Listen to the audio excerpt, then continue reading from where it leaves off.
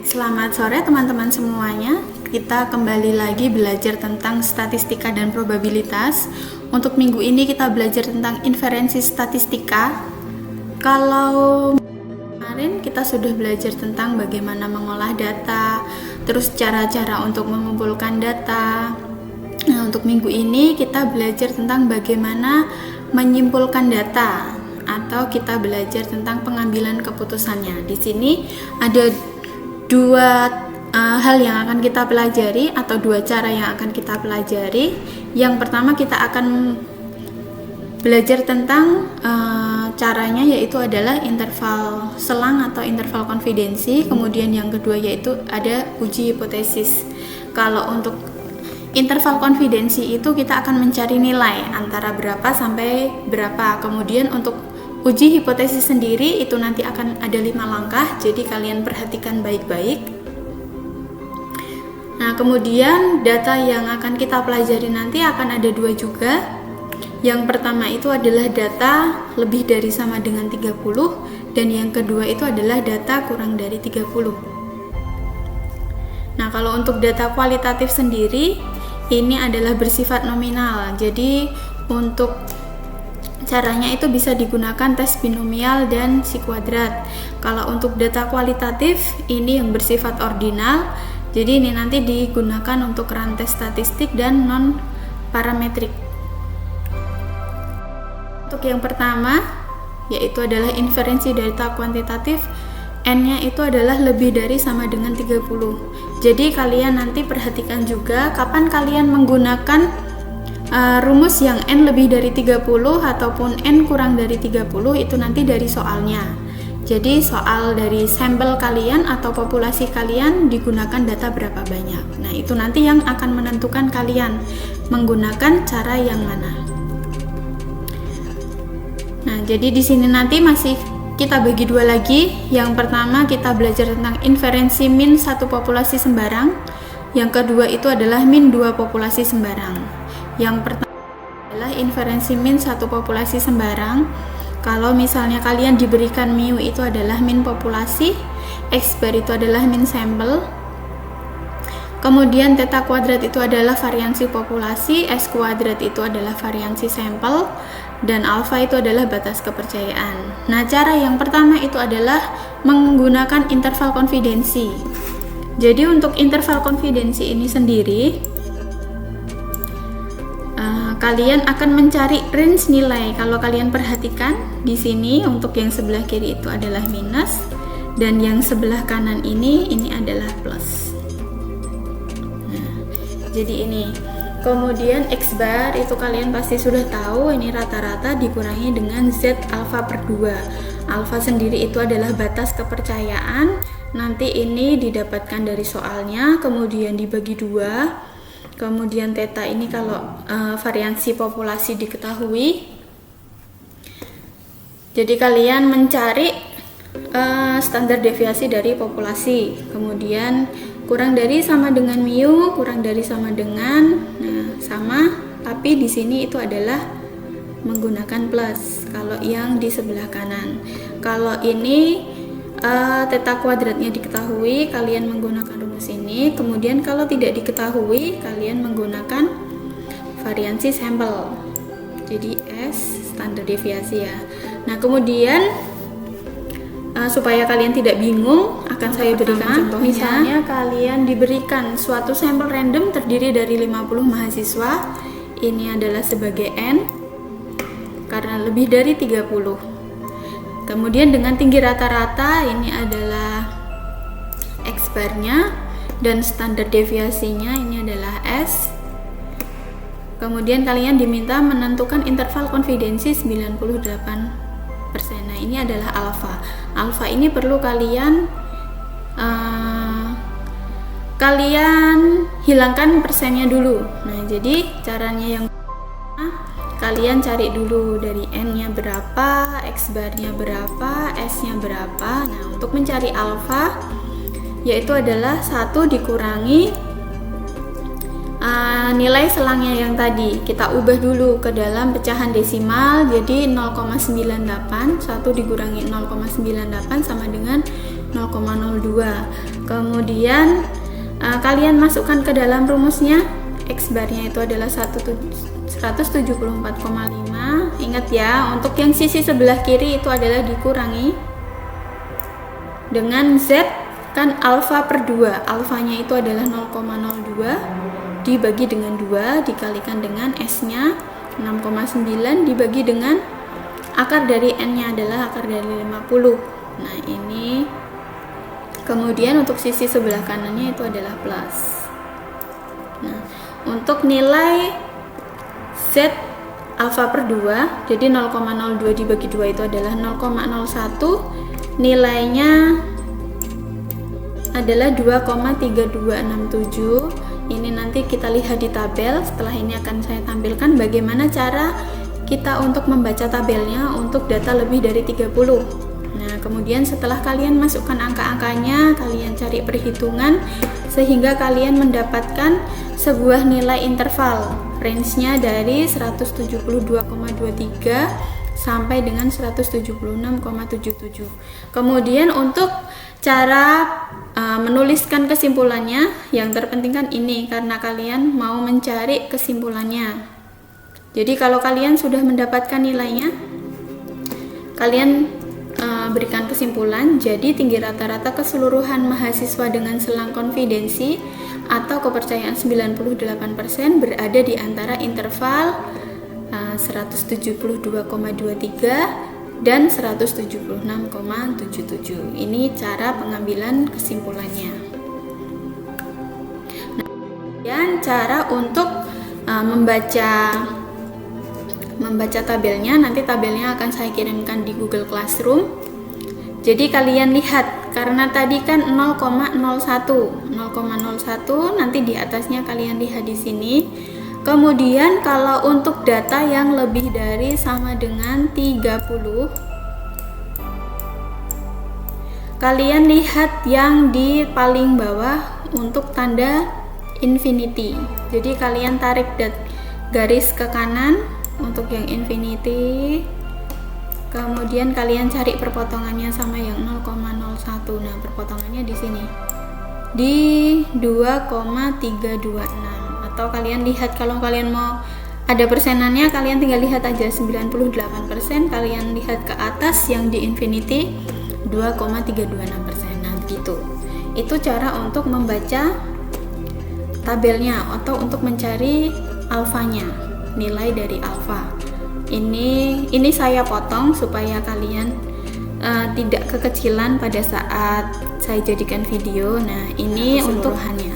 Jadi nilainya ada di paling atas sini, kemudian untuk infinity-nya ada di bawah. Nanti kalian cari perpotongannya saja. Ini cara yang pertama, yaitu adalah interval konfidensi. Kalian yang pertama untuk materi kita hari ini. Untuk cara yang kedua yaitu adalah uji hipotesa. Jadi hipotesis sendiri ini adalah pernyataan mengenai parameter populasi. Jadi langkah-langkahnya itu ada 5 langkah. Jadi setiap ada soal dan kalian diminta untuk menggunakan cara uji hipotesa, langkah-langkah kelima langkah ini. Jadi ada yang pertama itu adalah merumuskan hipotesis, kedua menentukan tingkat signifikansi, ketiga ini menentukan statistik penguji, yang keempat menentukan daerah kritis, dan yang kelima ini adalah kalian mengambil kesimpulan. Jadi untuk yang pertama, merumuskan hipotesis, ini nanti akan ada 3 kemungkinan. Jadi yang kemungkinan pertama, mu itu adalah sama dengan mu 0, sehingga H1 ini mu tidak akan sama dengan mu 0. Kemudian untuk yang kedua, mu kurang dari sama dengan mu 0, sehingga H1 itu adalah mu lebih dari mu 0, dan yang ketiga itu adalah mu lebih dari sama dengan mu 0, dan H1 itu sehingga H1 mu menjadi kurang dari mu 0. Nah, kapan kalian akan menggunakan kemungkinan pertama, kedua, ataupun ketiga itu tergantung dari soalnya. Nanti kalian pahami betul-betul soalnya seperti apa. Kemudian untuk menentukan tingkat signifikansi, sama seperti yang tadi pada saat di interval konfidensi, Yang ketiga, menentukan statistik penguji, yaitu kalian tinggal memasukkan rumus aja untuk nilai Z. Jadi ini nilai Z-nya, tinggal diketahui tetanya atau tidak. Kemudian yang keempat, menentukan daerah kritis atau daerah penolakan H0. Jadi H0 ini akan ditolak jika Z-nya memenuhi syarat yang ada di sini. Jadi gini, untuk kemungkinan perumusan hipotesis yang pertama, kalian menggunakan penentuan daerah kritis yang A. Kalau perumusan hipotesisnya yang B, kalian juga menggunakan menentukan daerah kritisnya yang B. Jadi kalau untuk yang C, merumuskan hipotesisnya yang C, untuk menentukan daerah kritisnya pun yang C. Jadi begitu. Jadi kalau misalnya kalian ternyata dari soal ini kemungkinan untuk perumusan hipotesisnya itu dapat yang A, ya berarti untuk menentukan daerah kritis kalian lihat syarat yang A juga. H0 ditolak jika Z kurang dari, ini ada minusnya, minus Z alfa per 2 atau Z lebih dari Z alfa per 2. Nah, kemudian untuk yang kelima itu adalah mengambil kesimpulan. Jadi mengambil kesimpulan itu memang tujuan akhir kita kan.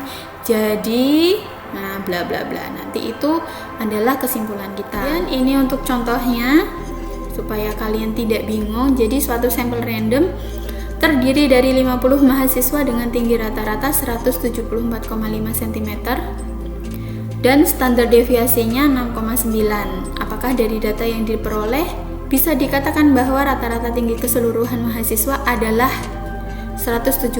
Berarti ini kan sama dengan 176. Jadi kita menggunakan kemungkinan yang pertama, perumusan hipotesis yang pertama dengan tingkat kesalahan 95%. Nah, caranya yang pertama kita tentukan dulu N-nya itu berapa, kemudian X-bar-nya berapa, S-nya berapa, dan alfanya berapa. Nah, kemudian untuk langkah yang pertama yaitu kita merumuskan hipotesis. Jadi karena di sana tadi itu adalah 176, berarti kita menggunakan rumusan yang pertama. Jadi mu sama dengan 176 untuk H0, kemudian H1 itu adalah mu tidak sama dengan 176. Jadi ini mohon maaf kelebihan penulisan. Kemudian untuk langkah yang kedua kita menentukan alfa. Jadi 1 dikurangi dengan 0,95 kita dapatnya 0,05. Langkah yang ketiga, kita menentukan Z. Z-nya yaitu adalah X bar dikurangi dengan mu dibagi dengan S dibagi akar dari N. Jadi kalian tinggal masukkan nilai-nilainya sehingga didapatkan nilai minus 1,537. Kemudian yang keempat, karena kita perumusan hipotesisnya yang A, jadi untuk menentukan daerah kritis pun kita yang A. Nah, di sini kan syaratnya seperti ini. Kita flashback kembali ke logika matematika. Kalau misalnya ada atau di sini, berarti salah satu syarat saja sudah tercukupi. Kalau misalnya syarat ini sudah tercukupi, berarti H0 itu adalah ditolak. Atau kalau misalnya ini sudah tercukupi, H0 pun juga ditolak. Jadi kita bisa salah satu. Tapi kalau keduanya ini tidak terpenuhi, berarti kebalikan dari ditolak, yaitu adalah diterima. Nah, sekarang kita lihat dari tabelnya. Kita mencari nilai Z alfa per 2 dulu. Nilai Z dari 0,025 kita dapatkan 1,96. Nah, kita lihat tadi kembali lagi, maka H0 ditolak jika minus 1,537. Nah, jadi nilai Z besar ini minus 1,537 kita dapatkan dari cara yang ketiga atau langkah yang ketiga tadi. Jadi minus 1,537 apakah kurang dari minus 1,96?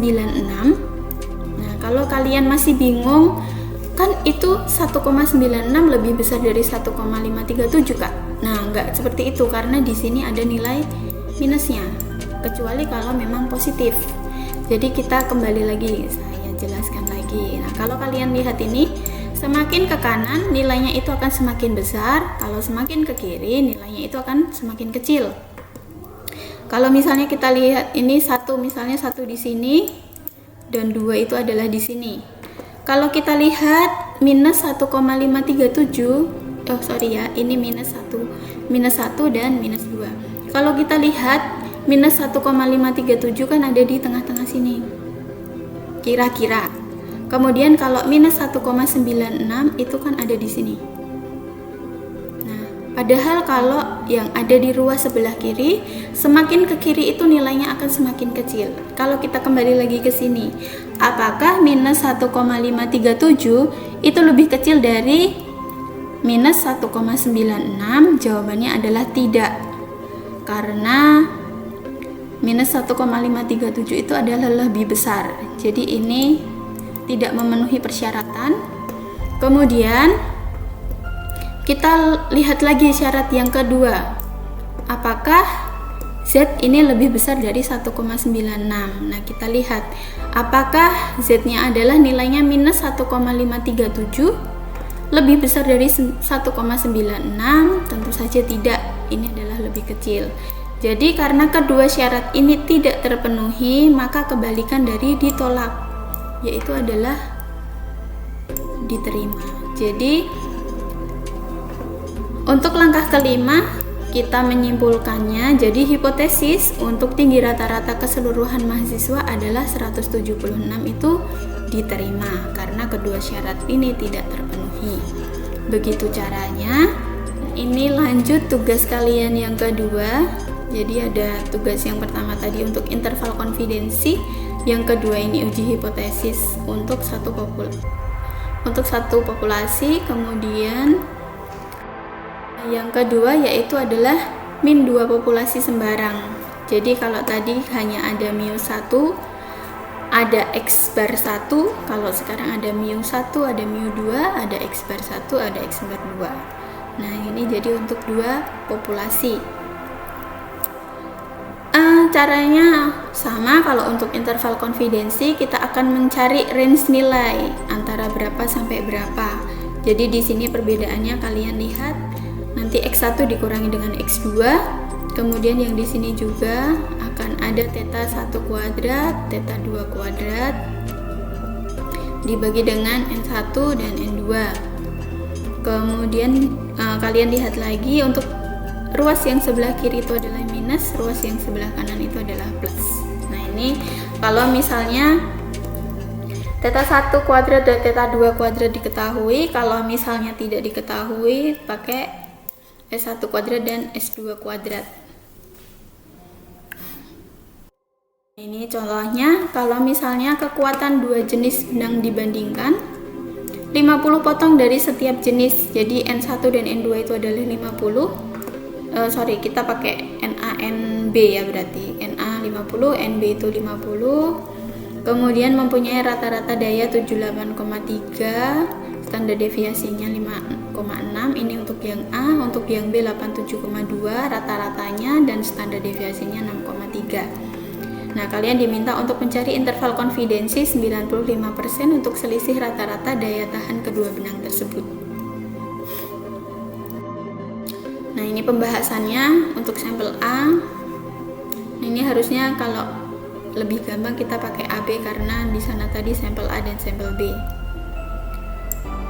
Ini tapi nggak apa-apa ya, 1, 2. Jadi kita cari N, X bar, dan S nya. Kemudian alfanya kita tentukan juga.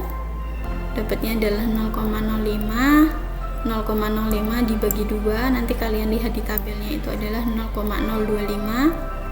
Dapatnya 1,96. Sama, tinggal kalian masukkan rumus, kalian lakukan perhitungan, nanti kalian dapat range-nya berapa. Kemudian kalian buat kesimpulannya dari interval berapa sampai berapa, begitu. Kemudian ini tugas ketiga kalian masih dilanjutkan. Kita lanjut lagi untuk uji hipotesa. Jadi 2 populasi. Jadi sama ya. Kalian rumuskan dulu hipotesisnya. Nah, untuk D sendiri, nilai D ini nanti ada dari soal masing-masing. Nanti kalian tinggal lihat, langkah-langkahnya juga ada 5 untuk uji hipotesa, merumuskan hipotesis, menentukan tingkat signifikansi atau alfa, kemudian kalian menentukan statistik penguji, tinggal kalian tetanya itu diketahui atau tidak.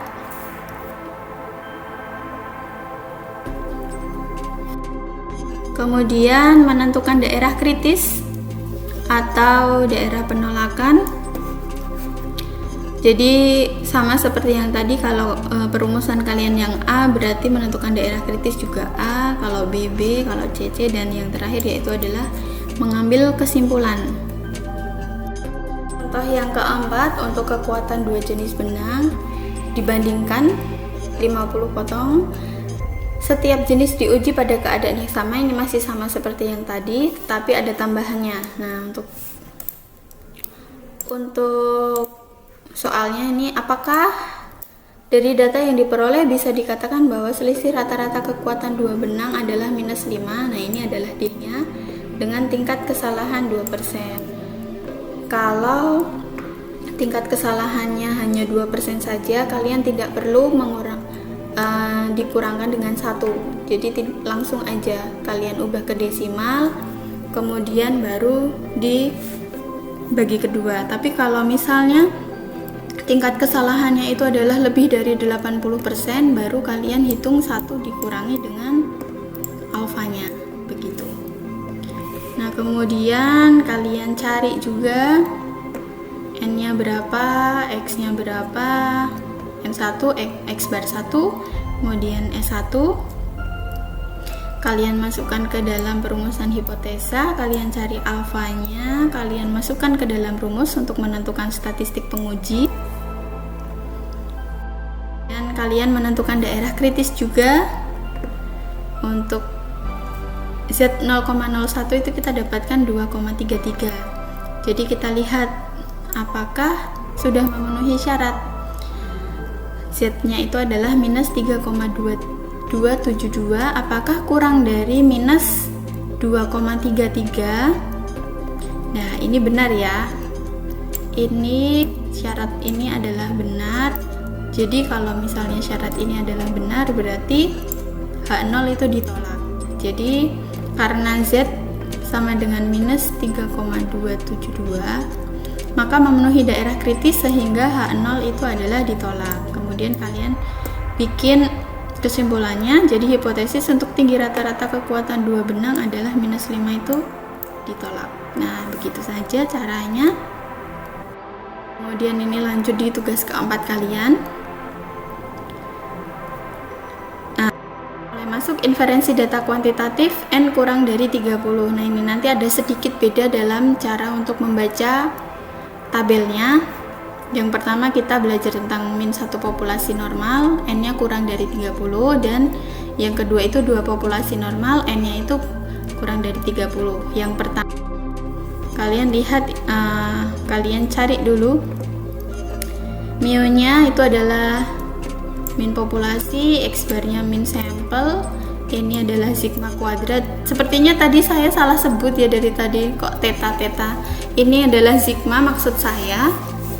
Kemudian sigma kuadrat itu adalah variansi populasi, S kuadrat itu variansi sampel, dan alfa itu adalah batas kepercayaan.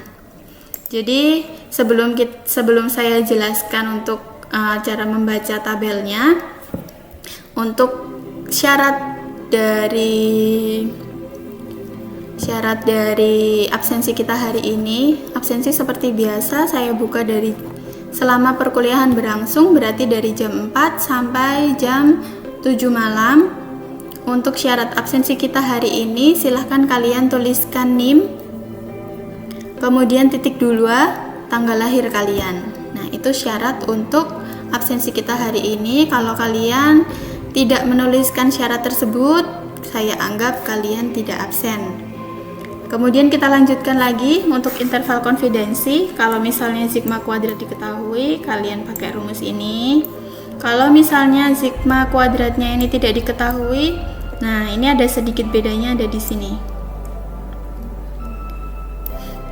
kalian harus membacanya itu ada 2, n-1, alfa per 2. Kalau tadi kan hanya alfa per 2 aja.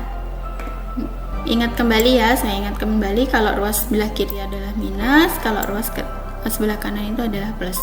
Nah, jadi ini nanti kita akan membaca dari 2 arah. Kalau tadi untuk data lebih dari sama dengan 30 itu kita menggunakan infinity, tapi kalau yang data kurang dari 30 kita menggunakan yang sebelah kiri itu sesuai dengan nilainya.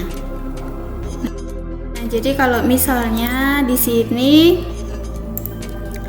kita anggap alfa per 2 nya itu adalah 0,01, kemudian untuk n nya kita gunakan 15, n min 1 nya itu adalah 14 ya. Mohon maaf kalau coret-coretannya kurang sempurna. Jadi kita lihat dulu 0,01 itu adalah di sini. Kemudian 14 itu adalah di sini. Jadi kita tarik garis perpotongannya sini, dan 0,1 itu adalah di sini. Jadi nilainya itu adalah 2,624. Nah, jadi kalau untuk n kurang dari 30 caranya seperti itu. Kalian cari n min 1 nya berapa, kemudian alfa per 2 nya berapa. Nah, untuk itu hipotesisnya sama. Kita masih menggunakan 5 langkah tersebut. Kemudian kalian sesuaikan aja di statistik penguji. Kalian tentukan daerah kritisnya. Kalian yang teliti juga ya dalam mencari daerah kritis. Kemudian nah ini kalau kalian yang sigma kuadratnya tidak diketahui, berarti kalian pakai yang ini, yang T ini. Tapi kalau sigma kuadratnya diketahui, berarti yang Z, begitu. Kemudian untuk 2 populasi sama, kalian mencari interval konfidensinya dari berapa sampai berapa. Untuk hipotesisnya juga sama, ada 5 langkah. Nah, untuk materi kita hari ini, inferensi statistika, ada 4 tugas yang harus kalian kerjakan. Nanti tugasnya akan saya buatkan postingan yang di Google Classroom. Untuk paling lambatnya seperti biasa hari Minggu pukul 23.59. Untuk tata cara pengumpulannya seperti apa nanti akan saya jelaskan di Google Classroom.